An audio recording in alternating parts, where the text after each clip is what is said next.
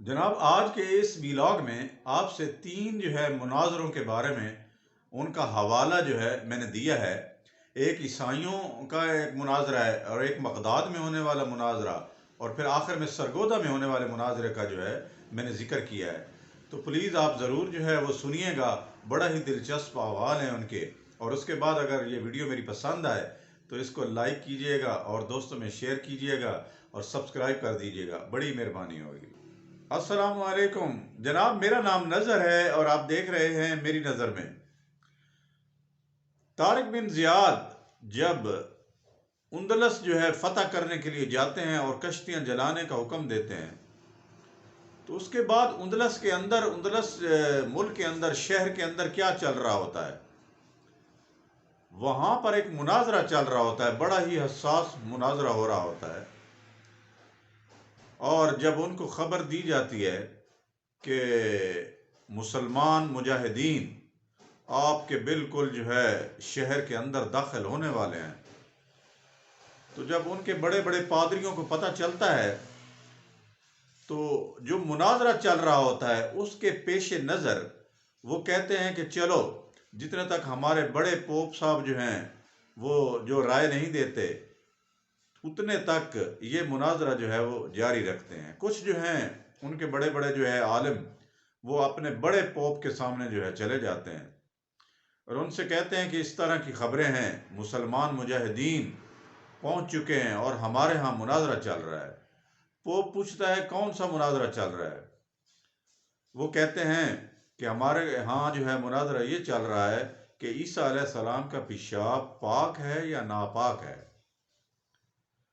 تو جب بڑا ان کا پوپ ہوتا ہے، بڑا ان کا رومان ہوتا ہے، وہ کہتا ہے کہ جب تک اس بات کا فیصلہ نہیں ہو جاتا کہ عیسیٰ علیہ السلام کا پیشاب پاک ہے یا ناپاک ہے، اس وقت تک یہ مناظرہ جاری رہے گا اور کوئی ادھر ادھر نہ جائے۔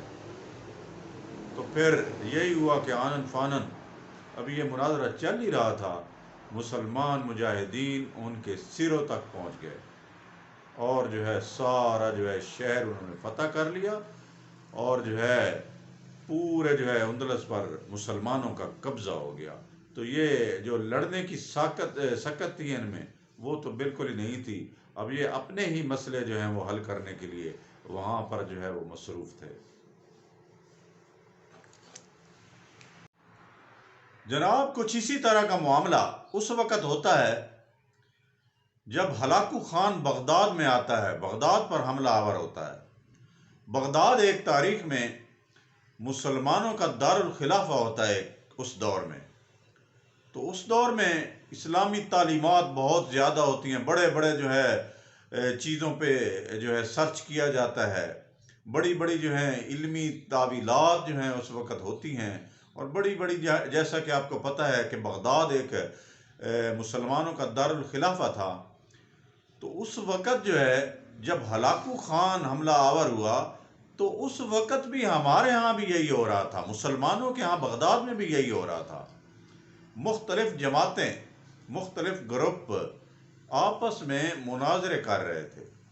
شہر کے، بغداد کے مختلف علاقوں میں، چوکوں میں، ایک نہیں دو نہیں، ایک ایک دن میں دو دو تین تین وہ مناظرے ہو رہے تھے۔ اور مناظروں میں چل کیا رہا تھا یہ بھی بڑا جاننے کے قابل ہے۔ مناظرے میں یہ چل رہا تھا کہ ایک سوئی اس کی نوک ہوتی ہے، اس کے اوپر اللہ کی رحمت کے کتنے فرشتے ایک ہی وقت میں آ سکتے ہیں۔ یہ ایک مناظرے کا موضوع ہوتا ہے۔ دوسرا یہ موضوع چل رہا ہوتا ہے کہ ایک مسواک اس کی پیمائش کتنی ہونی چاہیے، جو مسواک کیا جاتا ہے دانتوں پر، اس کی پیمائش کتنی ہونی چاہیے، موٹائی کتنی ہونی چاہیے۔ یہ جناب مناظرے چل رہے ہوتے ہیں مسلمانوں کے۔ اور پھر جب ہلاکو خان اور اس کا لشکر جب بغداد پر حملہ آور ہوتا ہے، تو یہ سارے ڈر کے سارے وہ بھاگتے ہیں۔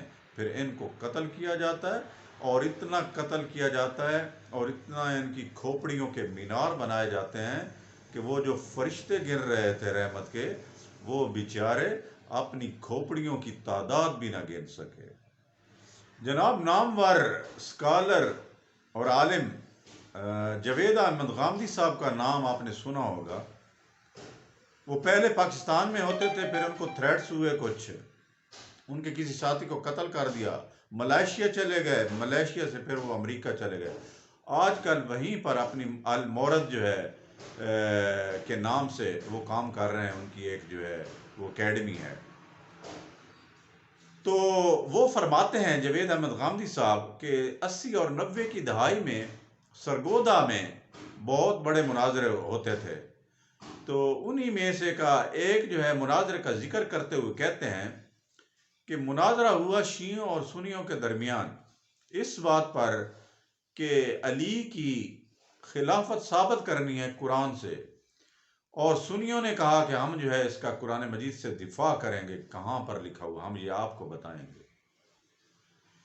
تو پھر جو ہے دن طے ہو گیا، اور پھر جو ہے سب سے پہلے شیعہ عالم نے اللہ کی ثنا اور رسالت محمد صلی اللہ علیہ وسلم پر درود کے بعد فرمایا کہ اللہ نے قرآن مجید میں فرمایا ہے، دلیل دی قرآن مجید سے، وَهُوَ الْعَلِيُّ الْعَظِيمُ، بے شک علی عظمت والا ہے، علی بہت بڑا ہے.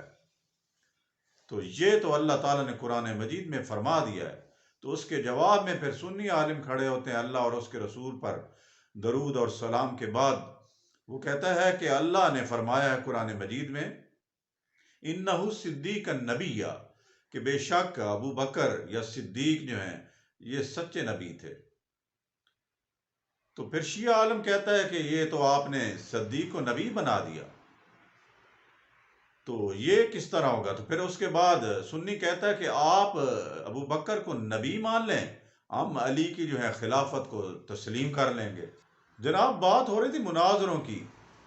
مناظرے جو ہیں یہ کسی بھی چیز کا، کسی بھی معاملے کا کوئی حل نہیں ہوتے. ہمارے عالموں کو، ہمارے سکالرز کو ہوش کے ناخن لینے چاہیے. جیسا غرناطہ میں ہوا، جیسا بغداد میں ہوا، اسی طرح ہمارے ہاں بھی آج یہ جو ہے کھیل شروع ہو گیا ہے، جس میں جو مختلف جو ہیں علماء جو ہیں مناظرے پر تلے ہوئے ہیں. تو یہ کوئی حل نہیں ہے مناظرہ جو ہے وہ کرنا. مل بیٹھ کر باہم جو ہے آپس میں اخوت اور بھائی چارے سے جو ہیں افہام و تفہیم کے ذریعے ایک دوسرے کا احترام کرتے ہوئے، ایک اچھے طریقے سے اختلاف کرتے ہوئے معاملات کو، مذہبی سارے جو ہیں عقائد اور جتنے بھی ہیں چیزیں، ان سب کو سارٹ آؤٹ اچھے طریقے سے کرنا چاہیے. جناب آخر میں بات کریں گے پاکستان کے معاشی اشاریے کیا ظاہر کر رہے ہیں. پاکستان کے معاشی اشاریے جو ہیں، معیشت جو ہے وہ کچھ لگ رہا ہے کہ بہتری کی طرف ہے. جو پہلے والی سچویشن تھی اب اس سے کہیں جو ہے وہ بہتر نظر آ رہی ہے. مثلا آپ اسٹاک ایکسچینج دیکھیں تو وہ تقریباً جو ہے 59-60 ہزار کے قریب پہنچنے والی ہے، جو کسی دور میں بہت جو ہے نیچے چل رہی تھی. ایک اور خبر بھی ہے پیٹرول کے بارے میں. ابھی یہ جو ہے 15 دنوں کا جو شیڈول بنایا ہوا ہے، تو اس میں جو ہے یہ آج 29 تاریخ ہے اور 30 تاریخ کو جو ہے ریٹ وغیرہ اور جو ہے باتیں وغیرہ وہ شروع ہو جاتی ہیں کہ ریٹ جو ہیں بڑھ رہے ہیں یا کم ہو رہے ہیں. ابھی یہ خبریں ہیں کہ ریٹ کم ہو رہا ہے، 60-50 کے قریب بتا رہے ہیں، لیکن یہ کوئی حتمی بات نہیں ہے. جیسا کہ میں پہلے بھی آپ سے ذکر کرتا رہتا ہوں کہ آپ جو ہے اس بات پر نہ جائیے گا کہ کم ہو رہا ہے. آپ 1-2 دن اور انتظار کریں، ساری باتیں سامنے آ جائیں گی. ہوتا یہ ہے کہ جذبات میں کچھ لوگ جو ہے کہتے ہیں نہیں جی بڑا کم ہو رہا ہے، کئی کہتے ہیں نہیں جو ہے کم نہیں ہوگا بلکہ زیادہ ہوگا. تو اس کا یہی حل ہے کہ بس تھوڑا سا صبر کریں، انشاءاللہ امید رکھیں اللہ بہتر کرے گا. اللہ تعالیٰ پاکستان اور پاکستان میں رہنے والے مسلمانوں پر اپنا جو ہے خاص کرم رکھے. بہت شکریہ جی.